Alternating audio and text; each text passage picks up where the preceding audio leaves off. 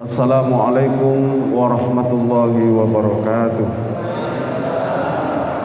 Bismillahirrahmanirrahim. Alhamdulillahirabbil alamin wa bihi nasta'in ala umuri dunya waddin. Subhanaka la ilma lana illa ma 'allamtana innaka antal alimul hakim. Rabbi shrah li sadri wa yassir li amri wahlul 'uqdatam min lisani yafqahu qawli, amma ba'du. Bapak-bapak, ibu-ibu jamaah Masjid Raudhatul Falah yang dimuliakan oleh Allah Subhanahu wa taala. Kita selalu mengaturkan rasa syukur kehadirat Allah Subhanahu wa taala dengan ucapan alhamdulillahirabbil alamin atas limpahan rahmat, hidayah, inayah, taufik kepada kita sehingga kita sampai saat ini masih dalam kondisi iman dan Islam, masih dalam keadaan sehat walafiat, sehat jasmani, sehat rohani, dan masih istiqomah melakukan kebaikan dan amal soleh. Mudah-mudahan semua rangkaian amal ibadah kita diterima oleh Allah Subhanahu wa taala. Para jamaah yang dirahmati oleh Allah, kita akan melanjutkan kajian kita, yaitu surat An-Nisa ayat 65. Mudah-mudahan ayat demi ayat yang kita kaji bisa menambah pemahaman ilmu agama kita, dan seiring itu jadi tambahnya tebalnya iman dan ketakwaan kita kepada Allah Subhanahu wa taala. Ala hadiniya as-salihah al-Fatihah. A'udzu billahi minasy syaithanir rajim. Bismillahirrahmanirrahim. Alhamdulillahi rabbil alamin, ar-rahmanir rahim, maliki yaumiddin, iyyaka na'budu wa iyyaka nasta'in, ihdinas siratal mustaqim, siratal ladzina an'amta 'alaihim ghairil maghdubi 'alaihim waladdallin. Amin. Bismillahirrahmanirrahim. Ayat 65. Fala wa rabbika, demi Allah, demi Tuhanmu, la yu'minuna, tidaklah mereka beriman, hatta yuhaqqimuka, sehingga mereka menjadikan kamu sebagai hakim yang memutuskan hukum fima, pada apa yang syajaroh, yang kalian perselisihkan, syajaroh yang kalian perselisihkan, bainahum, di antara mereka. Tsumma la yajidu, kemudian tidaklah mereka menemui fi anfusihim, dalam diri mereka sendiri, harajan, keberatan, mimma, dari apa yang, maksudnya tidak keberatan menerima dari apa yang qadaita, yang kamu putuskan. Wa yusallimu, dan mereka menerima putusan hukum yang kamu putuskan, tasliman, dengan penerimaan yang baik, penerimaan yang ikhlas, tidak terpaksa. Ayat ini kalau kita terjemahkan secara keseluruhan, demi Tuhanmu, mereka itu tidak beriman sehingga mereka itu menjadikan kamu kamu menjadi hakim dalam segala urusan permasalahan mereka yang mereka perselisihkan di antara mereka. Ayat ini turun berkaitan dengan sahabat yang bernama Zubair bin Awam dengan seorang laki-laki dari sahabat Ansor, ya, dari sahabat Ansor, tentang air atau pengairan air untuk kebun kurma mereka. Pengairan air untuk kebun kurma mereka. Rasulullah memberikan satu hukum kepada Zubair bin Awam itu, Zubair bin Awam, alirilah kebunmu dengan sepenuhnya, kemudian setelah itu alirkan air itu ke kebun tetanggamu itu maksudnya, ya. Jadi alirilah kebun kurmamu itu, setelah itu alirkan air itu ke kebun tetanggamu.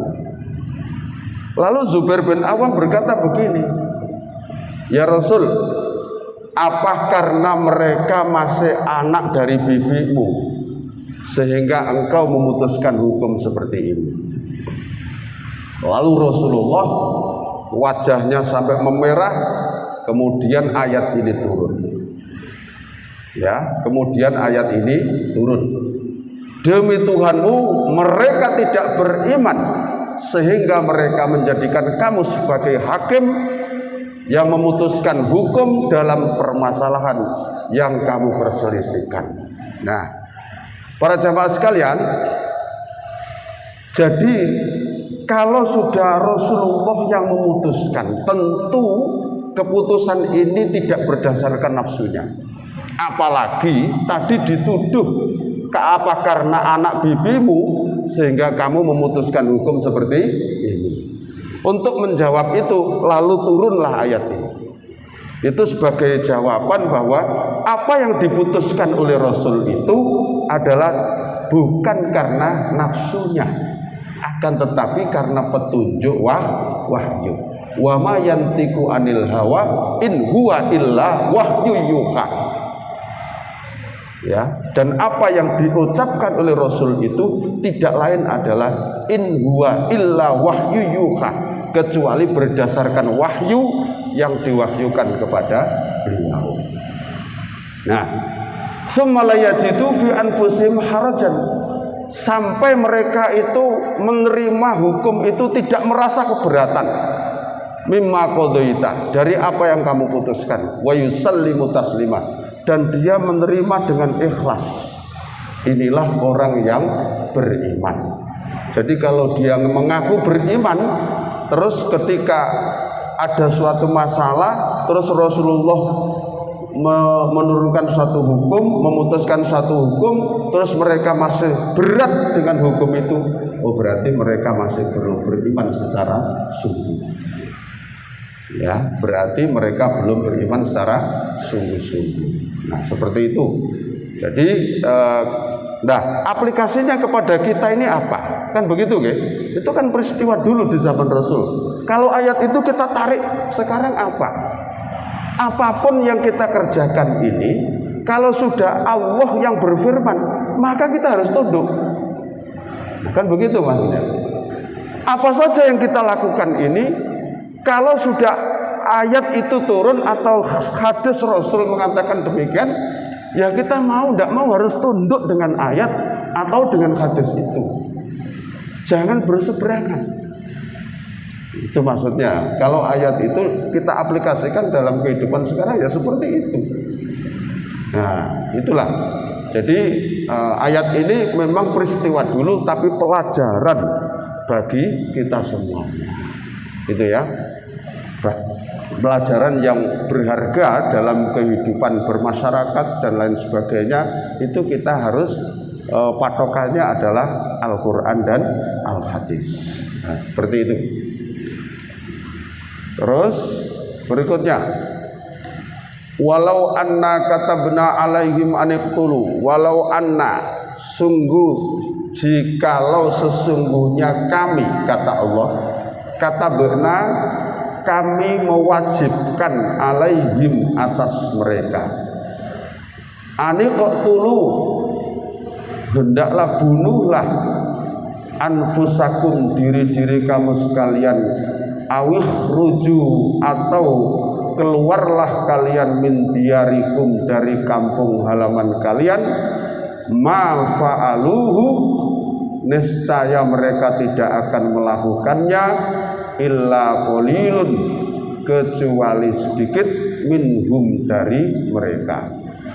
Walau annahum, dan sekiranya sesungguhnya mereka, fa'alu, mereka melakukan ma, apa yang yu'adzuna, dinasihatkan kepada mereka, bihi, dengannya, lakana, tentulah hal itu, khairan, adalah lebih baik, lahum, bagi mereka, wa asadda tathbita, dan lebih memantapkan imannya.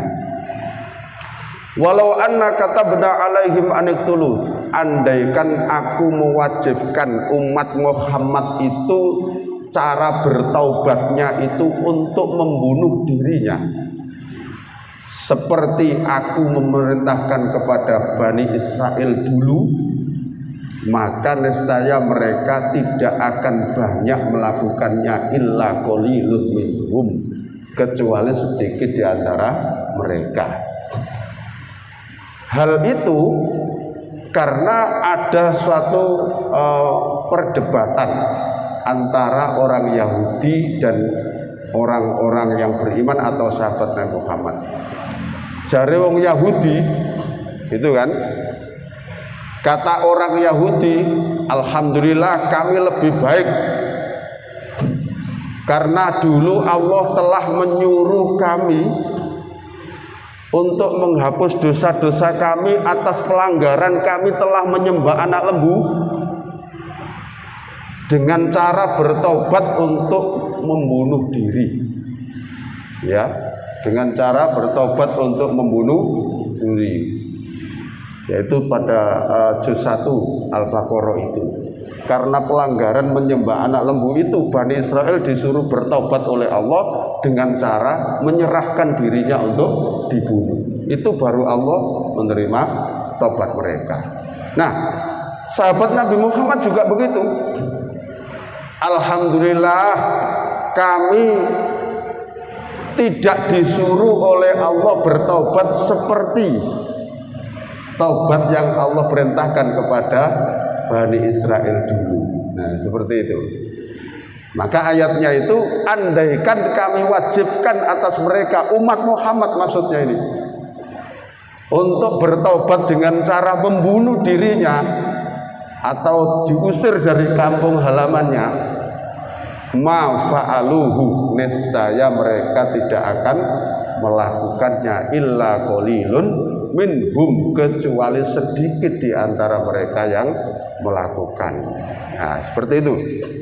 Nah, ini menunjukkan bahwa apa itu, kita umat Muhammad ini, Bapak Ibu jamaah yang dirahmati oleh Allah, sudah diberikan kemudahan-kemudahan oleh Allah, yang kemudahan ini tidak Allah berikan oleh umat-umat terdahulu. Besarnya kayak apapun dosa kita, tidak usah menyerahkan diri kita untuk dibunuh, cukup kita bertaubat, taubatan nasuha, betul-betul memohon ampunan Allah, menyatakan taubat dan menyesali perbuatannya, dan tidak mengulangi perbuatannya itu sak gedene apa dosane di sepuro kalau Allah. Tidak usah dengan cara bertaubat seperti yang Allah wajibkan kepada Bani Israel. Nah, berbahagialah kita sebagai umat Muhammad. Nah, seperti itu. Walau annahum fa'alu ma yu'adzuna bihi lakana khairul lahum. Jikalau mereka itu melakukan apa-apa yang sudah dinasihatkan kepada mereka, apa yang sudah Rasul sampaikan kepada mereka, lakana khairul lahum, tentu hal itu adalah lebih baik bagi mereka, wa asyadda tathbita, dan lebih untuk memantapkan iman mereka. Wa idzan, dan kalau demikian, kalau dia itu mengikuti apa yang sudah dinasihatkan oleh Rasul dan apa yang diwahyukan oleh Allah, mereka ikuti, la atainahum, pasti kami berikan kepada mereka, min ladunna, dari sisi kami, ajrun azimah, pahala yang sangat besar sekali. Wala hadainahum, dan sungguh kami berikan kepada mereka petunjuk, siraton mustaqiman, yaitu jalan yang lurus. Maka ini munasabahnya, hubungannya adalah kalau di sini wala hadainahum siraton mustaqimah, maka sungguh bagi orang-orang yang mengikuti petunjuk Allah dan Rasulnya, berarti menjalankan perintah Allah, meninggalkan larangannya, perintah Rasul, dan apa yang dilakukan Rasul dilakukan, maka akan kami beri petunjuk mereka, siraton mustaqiman, ke jalan yang lurus. Di dalam surat Al-Fatihah, ihdinas siratal mustaqim, tunjukilah kami siratal mustaqim, ke jalan yang lurus. Itu ya. Makanya di situ jalan yang lurus ini masih samar. Dijelaskan dengan ayat berikutnya. Ya, dijelaskan ayat berikutnya, siratal ladzina an'amta alaihim. Nah, seperti itu. Yaitu jalan yang ditempuh oleh orang-orang yang diberi nikmat atas mereka. Tafsirannya orang-orang yang diberi nikmat oleh mereka adalah jalan yang ditempuh oleh para nabi, para rasul, para siddiqin, para syuhada, para sholihin. Itu. Jangan diartikan bahwa tunjukilah kami ke jalan yang lurus. Ya, dikira jalan tol Surabaya Malang lurus gak belok-belok. Salah. Bukan itu maksudnya ya. Siratal mustaqim itu ya artinya siratal ladzina an'amta alaihim. Itu ghairil maghdubi alaihim waladhdallin. Nah, gitu ya. Nah, sebab ada cerita yang lucu ini. Ada supir Indonesia anyar-anyaran menjadi supir di Arab Saudi, gitu kan? Nah, bahasa Arabnya masih pas-pasan. Habis itu ditanya oleh supir yang orang sana, tapi bukan orang Arab Saudi, orang Turki atau orang Yaman atau orang mana gitu ya. Nah, kemudian tanya kepada supir Indonesia ini dengan bahasa Arab, Ainal Mesir, gitu. Maksudnya Ainal Mesir itu jalan nang Mesir itu endi gitu loh maksudnya. Sok podo-podo supire gitu. Dia juga mau membawa penumpang ke Mesir kan gitu kan. Lah, supir Indonesia ini bingung, Pak. Yo apa carane iki? Bahasa Arab sik pas-pasan, sik nyar-nyaran dadi supir. Dia ini bingung, Pak. Ainal Mesir? Sik mikir dia ini. Mesir itu kemana? Itu langsung dijawab, al-Mesir huwa seliyut kanan, thumma seliyut kiri, thumma siratal mustaqim. Hada Mesir. Iya jawaban konyol ya. Seliyut kanan, seliyut kiri, thumma siratal mustaqim. Maksudnya itu belok kanan, mari itu belok kiri, mari itu jalan lurus ya. Nah jalan lurus itu dibadakno thumma siratal mustaqim. Ya pancene gak ngerti ya. Tapi yo guyu supir iki mau gini-gini. Allahu Akbar. Itu masiratul mustaqim. Ya bener ya artinya. Tapi kan bukan itu yang dimaksud siratul mustaqim itu gitu loh. Ya, di mana nih jalan yang lurus ya jalan tol gak belok-belok ya salah. Nah itu. Nah itu cerita. Saya juga diceritani guru saya ini. Jadi maksudnya kalau kamu ke Arab itu harus fasih bahasa Arabmu. Di sana itu bahasa Arab amiyah juga ada, bahasa Arab pasaran. Maka harus kuasai. Kalau nggak kuasai, wah repot.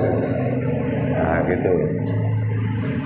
Terus waman dan barang siapa yang yuti'i, dia taat, mentaati Allah kepada Allah war Rasul dan kepada Rasul, faulaika maka mereka itulah ma'alladzina bersama orang-orang yang an'amallahu Allah memberi nikmat alaihim atas mereka minan nabiyyin bersama para nabi wasiddiqin dan para siddiqin. Siddiqin ini orang yang sangat jujur antara ucapan dan perbuatan, gak pernah meleset. Namanya siddiqin, betul-betul beriman dan apa yang diucapkan dilakukan, itu siddiqin. Wasyuhada dan para syuhada, orang-orang yang mati syahid membela agama Allah. Wassolihin dan orang-orang yang soleh, hamba Allah yang menghabiskan waktu-waktunya untuk beribadah kepada Allah. Wahasuna dan sebaik-baik ulaika mereka itulah rofiqon teman. Zalika demikian itu al-fadlu suatu anugerah minallahi dari Allah, wa kafa dan cukuplah billahi kepada Allah aliman zat yang maha mengetahui. Para jamaah yang dirahmati oleh Allah, ayat ini kalau diterjemahkan umum, barang siapa yang taat kepada Allah dan taat kepada Rasul, menjalankan perintah Allah, perintah Rasul, meninggalkan larangan Allah, larangan Rasul, maka orang itu akan bersama orang-orang yang diberi nikmat oleh Allah dari kalangan para nabi, siddiqin, syuhada, sholihin. Asbabun nuzulnya ayat ini ada dua. Satu riwayat saja yang saya sampaikan ya. Satu riwayat itu mengatakan ada salah satu sahabat yang matur kepada Rasulullah. Dia itu mengatakan, ya Rasul, saya itu lebih mencintai Rasulullah daripada diri saya dan daripada anak-anak saya sendiri. Ketika saya di rumah itu sedang merindukan panjenengan ya Rasul, tidak bisa saya tahan. Saya harus menemui panjenengan. Itu, saya harus menemui panjenengan. Ya, tapi saya tahu ya Rasul, jikalau panjenengan yang lebih dulu meninggal atau saya, dan bahkan ketika kita sudah sama-sama meninggal, pasti ya Rasul, saya akan berpisah kepada panjenengan. Yang paling saya khawatirkan adalah kalau di dunia saya bisa ketemu panjenengan, begitu rindu panjenengan, saya bisa ke rumah panjenengan. Rindu ketemu panjenengan, saya bisa menemui panjenengan. Yang saya sedih adalah nanti kalau di akhirat ya Rasul. Ya, kalaupun kalau panjenengan pasti masuk surga, saya belum jelas. Kalaupun saya masuk surga ya Rasul, jelas surga panjenengan tidak sama dengan surga saya. Panjenengan itu sayyidul anbiya wal mursalin, pimpinan para rasul. Pasti surga panjenengan itu VIP. Sedangkan saya orang biasa, paling surga saya paling rendah. Itu yang saya sedih. Nah, itu satu riwayat. Riwayat yang lain mengatakan ayat ini turun berkaitan dengan sahabat Thauban. Sahabat siapa? Thauban. Sahabat Thauban ini di samping sahabat plus dia itu menjadi khodimnya Rasul. Khodimnya Rasul itu ya ikut di dalamnya Rasul, melayani Rasul, kebutuhan Rasul dia membantu. Jadi sahabat plus pelayan, begitulah, membantu. Begitu. Nah, bertahun-tahun ikut Rasulullah, bertahun-tahun ikut Rasulullah. Gitu. Kemudian pada suatu hari, sahabat Thauban itu harus pulang kampung karena suatu tuntutan keluarganya membutuhkan. Sahabat Thauban harus pulang kampung. Maka sahabat Thauban matur kepada Rasulullah, ya Rasul, saya harus pulang kampung ini. Sebenarnya saya berat meninggalkan panjenengan, ya, karena saya masih ingin menikmati ikut panjenengan, ingin terus bersama-sama panjenengan dalam segala gerak-gerik panjenengan kemana saya ikut. Saya sudah senangnya bukan main ya Rasul. Tapi saya harus pulang kampung ya Rasul. Rasulullah mengatakan, wahai Thauban, karena itu tuntutan keluargamu, silakan kamu pulang. Tapi pesanku wahai Thauban, kalau kamu pulang, ajarkan apa-apa yang sudah kamu dapat dari aku. Ajari orang-orang yang ada di kampungmu apa yang sudah kamu dapat dari aku. Baik ya Rasul. Akhirnya sahabat Thauban ini pada esok harinya pulang kampung. Ya, pulang kampung. Selang beberapa bulan kemudian di situ tidak disebutkan dalam riwayat itu. Selang beberapa bulan sahabat Thauban ini datang kepada Rasul. Ya, datang kepada Rasul, menemui Rasulullah di Madinah. Ya, Rasulullah kaget ketika Thauban datang ini tidak dimasukkan rumah terlebih dahulu. Ya, dibukakan pintu tapi berdiri di depan pintu sambil Rasulullah memandangi dari atas ke bawah. Begini. Jadi wajahnya itu dilihat mulai dari atas ke bawah. Sahabat Thauban bertanya, ya Rasul, kenapa panjenengan sejak tadi kok memandangi saya? Apa yang berubah dari diri saya? Begini Thauban, dulu kamu ketika ikut aku, badanmu gemuk, wajahmu seger, gitu loh, wajahmu seger gitu. Lah sekarang kok iso kurus pucet kayak gini? Apa yang terjadi pada dirimu wahai Thauban? Apakah kamu kurang makan di kampungmu? Apa punya masalah apa? Sahabat Thauban menyampaikan, ya Rasul, saya berubah kondisi saya seperti ini bukan karena apa-apa, bukan karena kurang makan. Ya memang saya itu kurang tidur dan kurang mau makan, kurang nafsu makan. Loh kenapa? Ketika rasa kerinduan kepada panjenengan ya Rasul, ketika rasa rindu ingin bertemu panjenengan ya Rasul, ingin menatap wajah panjenengan ya Rasul, hadir di dalam hati saya. Terus menerus itu rindu ini tidak bisa saya bendung ya Rasul. Saya tidak enak makan, saya tidak bisa tidur, terus ingat panjenengan. Sampai seperti ini Pak, sahabat itu cintanya kepada Rasul. Mudah-mudahan kalau panjenengan sampai seperti itu ya, diparingi hati yang cinta kepada Rasul. Ya kok sekarang Pak bisa kirim foto lihat. Nah sekarang, dulu ya saya tidak bisa tidur ya Rasul. Setiap malam saya merindukan panjenengan. Saya makan tidak enak karena merindukan panjenengan ya Rasul. Akhirnya saya datang sekarang ini ya Rasul. Baik wahai sahabat, kalau sudah ketemu aku seperti ini wahai sahabat, apa yang kamu minta dari aku? Ya Rasul, saya cuma kepingin satu. Apa itu? Saya kalau di dunia saya bisa ketemu panjenengan, saya nanti mohon didoakan nanti di surga bisa ketemu panjenengan. Itu permintaan dari sahabat. Ya wis tak dongakno. Tapi masih ada kejanggalan dalam hati saya ya Rasul. Apa?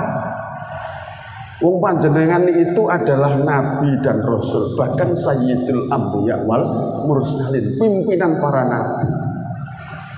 Tentu surganya itu VIP ya Rasul.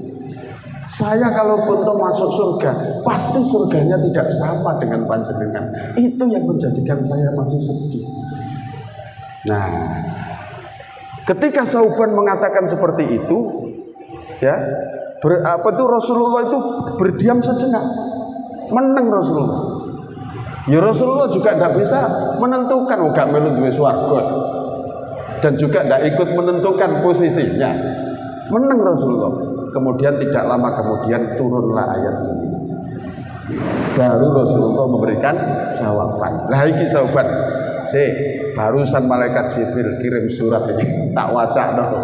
Ya, wa may yuti'illaha war rasula, hai sauban, sing sapa wonge taat karo Allah lan rasule, mengikuti jejak rasulnya, faulaika orang-orang itu ma'al ladina, besok di surga bersama orang-orang yang an'amallahu alaihim, bersama dengan orang-orang yang Allah beri nikmat kepada mereka. Siapa itu? Minan nabiyyin wasiddiqin wasyuhada wassolihin. Berarti awakmu sekumpul aku sahabat. Ojo khawatir, masih awakmu biasa. Walaupun kamu petani, walaupun kamu tukang becak, tapi kamu ibadahmu mateng, mengikuti Rasulullah, taat kepada Allah dan Rasulnya. Jangan khawatir. Besok ma'alladzina, kalimatnya ma'a. Ma'a itu bahasa Arabnya itu bergandengan. Kalimat ma'a itu bareng-bareng. Itu kalimat ma'a. Jadi atau kata sambung dalam bahasa Arab itu ada wa, ada summa. Ja'a Zaidun wa Umarun, berarti datang Zaid dan Umar. Berarti Zaid datang, terus sebentar lagi Umar datang. Ja'a Zaidun wa Umarun. Terus lagi Ja'a Zaidun summa Umar. Ja'a Zaid, kemudian selang beberapa menit baru Umar. Kalau kalimatnya summa. Tapi kalau kalimatnya ma'a, Ja'a Zaidun ma'a Umar, berarti bareng-bareng. Nah, di sini memakai kalimat ma'a, bukan wa, bukan summa. Nah, berarti sauban, nanti orang akan kamu bisa berkumpul minan nabiyyin. Bisa kamu di surganya para nabi nanti. Wasiddiqin, dan orang-orang yang teguh dalam imannya tidak berubah. Wasyuhada wassolihin. Wahasuna ulaika rafiqa, dan itu sebaik-baik teman. Nah, itu sebaik-baik teman. Orang yang mendapatkan seperti ini sauban, dzalikal fadlu minallah. Itulah anugerah dari Allah yang diberikan kepada hambanya yang beriman, yang bertakwa. Wa kafa billahi aliman, dan cukuplah dengan Allah zat yang maha mengetahui. Jadi kalau berdasarkan ayat ini, kita semuanya juga bisa berada di surganya para nabi. Di ayatnya, nah ini ayatnya. Waman dan siapa yang, kalimat siapa yang itu mustarok. Siapa yang, sopo wae wis, kan begitu. Segala kalangan. Yuti'illah wa rasulah, ya berarti mendapatkan ini. Nah, dengan jawaban ini sahabat Sauban sudah lega dan semangat beribadah kembali. Karena besok masih bisa di surganya Allah, masih bisa berkesempatan untuk bertemu dengan Rasulullah. Mudah-mudahan kalau panjenengan yang sekarang bertemu seperti ini besok juga ketemu lagi di surganya Allah Subhanahu wa taala. Tapi wis gak enak ngaji kayak gini. Ya semuanya cuma happy-happyan kok di surga itu. Itu nggih. Ada yang ditanyakan barangkali? Moga-moga Pak Narko. Moga Pak. Bismillahirrahmanirrahim. Assalamualaikum warahmatullahi wabarakatuh. Waalaikumsalam. Yang saya tanyakan kan Pak Bintang dari yang kita sekarang Pak apa yang dimaksud dengan sholat wusta? Kalau nggak salah itu ada di surat Al-Baqarah ayat 238 laksanakan sholat dan sholat wusta kepada Allah agar kamu menjadi lebih khusyuk. Lillahi qanitin kamu. Terima kasih banyak itu pertanyaan dari saya. Assalamualaikum warahmatullahi wabarakatuh. Waalaikumsalam warahmatullahi wabarakatuh. Hafidhu ala sholawati was sholatil wusta. Lagi itu kan. Hafidhu, jagalah as-sholawati, segala sholat. Segala sholat itu berarti 5 waktu itu. Tapi ada kekhususan was sholatil wusta dan sholat wusta. Sholat wusta itu sebagian ulama tafsir mengatakan sholat asar. Kenapa sholat asar disebut sholat wusta? Karena sholat asar itu berada di ujung siang dan berakhir di awal malam. Sebagian ahli tafsir lagi mengatakan sholat wusta itu adalah sholat subuh. Gitu nggih. Kenapa? Karena sholat subuh posisinya sama dengan sholat asar. Sholat subuh itu posisinya adalah berada di ujung malam dan di awal siang. Begitu Pak. Nah, kedua sholat itu mendapat konsentrasi khusus di dalam Al-Quran. Kenapa? Satu, sholat itu yang paling banyak ditinggalkan orang. Betul gak? Sholat ini yang paling banyak ditinggalkan oleh orang. Wes saat ini ngeten mawon. Kalau sholat maghrib berapa soft di sini? Rata-rata 3 sampai 4. Okay. Kalau sholat isya berapa? 3. Kalau sholat subuh? Nah, iya kan? Nah, di situ. Karena jadi kenapa sholat ini kok mendapatkan perhatian khusus? Karena dua sholat ini ya paling banyak ditinggalkan orang. Itu. Sholat asar paling banyak ditinggalkan orang. Karena apa? Orang cenderung karena itu di jam-jam akhir dia selesai pekerjaan. Ya, jadi orang itu cenderung mengulur-ulur waktu untuk menyelesaikan pekerjaan. Bahkan sampai ketinggalan waktu asar. Seperti itu Pak. Makanya disebut khusus sholatil wusta. Ya, sholatil wusta. Sampun nggih? Oke. Ada lagi? Monggo. Ibu-ibu, nah, kalau ada monggo. Kalau tidak ada saya teruskan, gitu ya. Ya, jadi apa? Itu tadi ya. Tapi saya tambah lagi. Tapi pahalanya juga luar biasa. Sholat subuh banyak ditinggalkan orang karena apa? Sholat subuh itu juga pahalanya luar biasa. Ya, kok bisa luar biasa? Coba sholat sunnah 2 rakaat sebelum subuh saja itu lebih baik daripada dunia seisinya. Rakaatul fajri qabla subhi khairun minad dunya wa ma fiha. Coba 2 rakaat sholat sunnah sebelum sholat subuh itu adalah khairun, lebih baik minad dunya, daripada dunia wa ma fiha, dan apa yang diantaranya lebih baik daripada dunia seisinya. Iku gek sholat sunnah. durung salat subuh nih. Endi-endi perintah sing juwarang sing abot terus juwarang dilakukan orang itu pasti balasannya itu lebih. Nah, balasannya adalah lebih. Monggo Pak.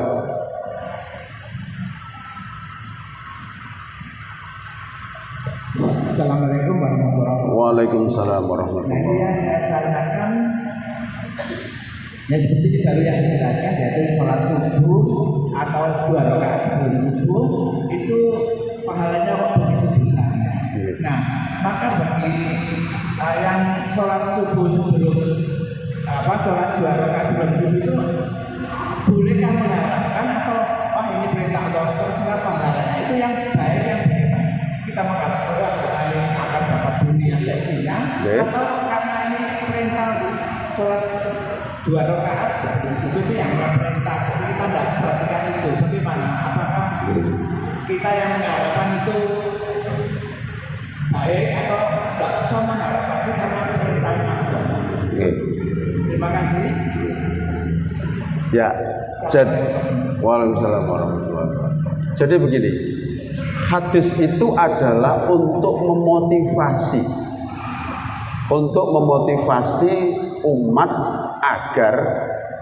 agar tidak malas beribadah. Jadi hadis itu adalah untuk memotivasi orang agar tidak malas beribadah, untuk meningkatkan kualitas ibadah. Nah, tentunya setiap ibadah maksudnya ya, setiap ibadah itu pasti ada pahalanya. Walaupun tidak kita angen-angen, asalkan kita kerjakan dengan ikhlas sudah pasti ada. Nah, jadi begitu. Jadi kalau kita melakukan ya sudah karena mencari ridhonya Allah saja.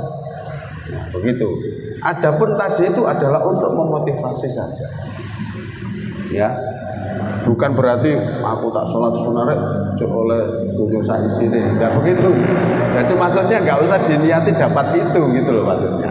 Hanya niat terus kepengen dolek ridhanya Allah saja. Tapi sudah pasti dapat itu, wong itu sudah janjinya Allah. Kan begitu ya. Jadi seperti itu. Ngoten Pak ya.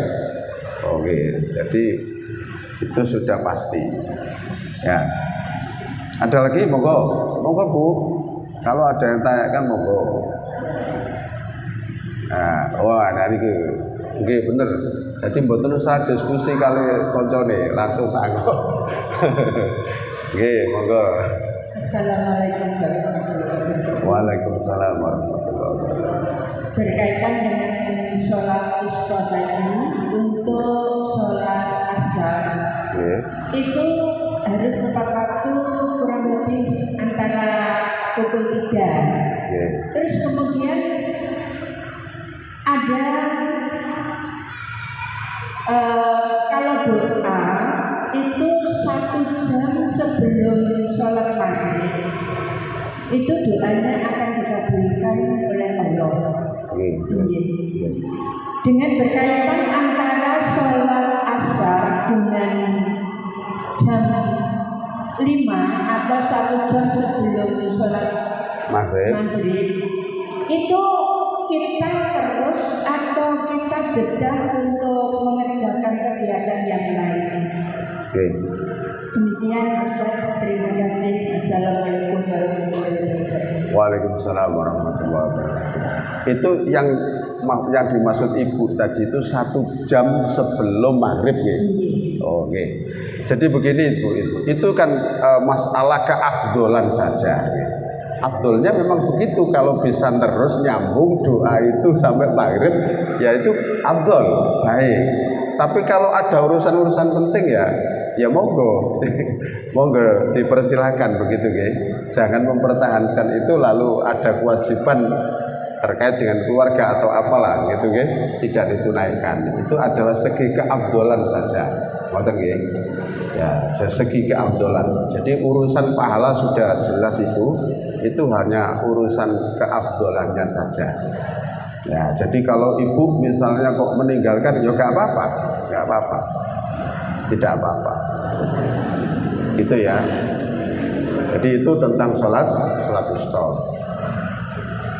Ada lagi? Monggo.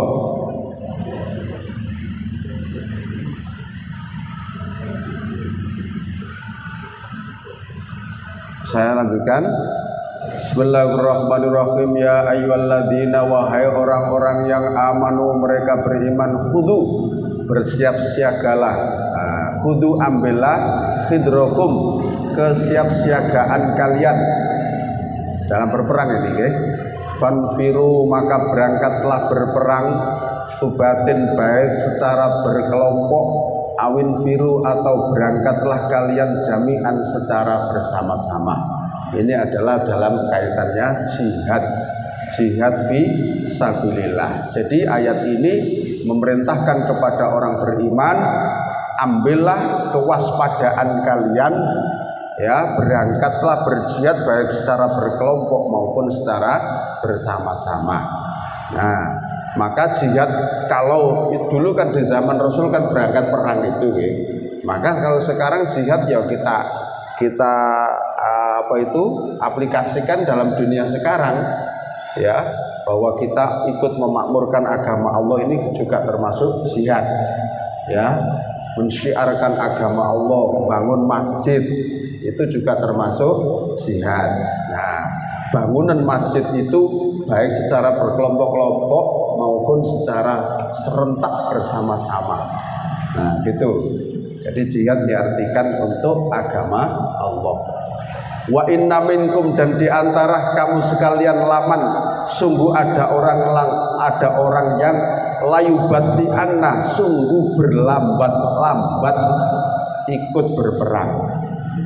Fa in asobatkum, maka jika menimpa kepada kalian musibah kekalahan, kola, orang yang berlambat-lambat tidak ikut perang tadi ngomong, qada'an amallahu, Allah telah memberikan nikmat alaya kepada saya, idlam akum ma'ahum syahidah, ketika aku tidak ikut berperang bersama mereka. Sekelompok sahabat, ya biasa orang-orang munafik, berlambat-lambat dalam ikut berperang, cari-cari alasan supaya dia tidak ikut perang. Jadi ketika dia tidak ikut perang, terus ternyata temannya yang ikut perang tadi itu kalah, dia itu malah merasa bangga. Untung aku gak melok, bahasa kita begitu. Alhamdulillah Allah memberi nikmat kepadaku, ya, andaikan aku ikut perang pasti juga aku akan terbunuh, pasti aku juga akan kena sayatan pedang dan lain sebagainya. Ini tipe-tipe orang munafik dalam berjuang, jangan ditiru, Pak. Ya, jangan ditiru. Tapi sebaliknya, walain asobakum, dan sungguh jika menimpa kepada kalian fadlun, keutamaan, anugerah, kemenangan, minallahi, dari Allah, layakulanna, sungguh mereka mengatakan, ka'alam takun bainakum, seakan-akan tidak ada bainakum, antara kamu sekalian, wa bainahu, dan antaranya mawaddatun, hubungan persahabatan. Ya laitani, dia ngomong, ya laitani, aduhai andaikan aku kuntu bersama, andaikan aku ma'ahum bersama mereka, fa'afuza, maka aku pasti beruntung, fauzan aziman, dengan keberuntungan yang sangat besar. Jadi kalau dia itu tidak ikut, terus temannya kena kekalahan, dia itu merasa alhamdulillah Allah masih memberikan nikmat kepadaku, aku gak ikut. Andaikan aku ikut pasti babak belur aku. Nah, seperti itulah. Tapi ketika temannya tadi mendapat kemenangan, seakan-akan dia gak gelem nyedek, koyok-koyok gak kenal. Tapi dalam hatinya dia ngomong, lapo gak melok, umpamu aku melok lah, oleh bagian aku. Ini tipe-tipe orang munafik dalam berjuang, jangan ditiru, Pak. Ya, jangan ditiru. Ya, kalau saya tarik ke dalam jihad-jihad yang sekarang, misalnya bangun masjid, dhisik diajak bangun masjid dheweke gak tau ketok belas. wis emoh abot dijak bangun masjid. Barang saiki masjid wis apik dheweke melok ngaku. Yo padha mek ngene iki, akeh tunggale ngene iki. Nggih to? Bener to? Lah akeh tunggale ngene iki, model-model ngene iki. Undi sik gak gelem diajak. Saiki masjid wis ketok apik lho, melok ngaku. Tapi ya saya untung sehat, alhamdulillah. Daripada dheweke kisinan terus malah gak gelem nang masjid ya tambah rugi kan. Ya saya ono apike lah. Tapi ya kudu bertaubat ya. Nah seperti itulah ya. Jadi mudah-mudahan yang baik mari kita tiru ya, tapi ayat-ayat yang menceritakan tentang kejelekan, kebusukan, sifat-sifat orang-orang munafik jangan sampai ditiru. Itu ya. Mudah-mudahan bisa menambahi pemahaman kita. Itu ya. Kita akhiri dengan doa kafaratul majelis. Subhanakallahumma wa bihamdika asyhadu an la ilaha illa anta astaghfiruka wa atubu ilaik. Alhamdulillahirabbil alamin. Assalamualaikum warahmatullahi wabarakatuh.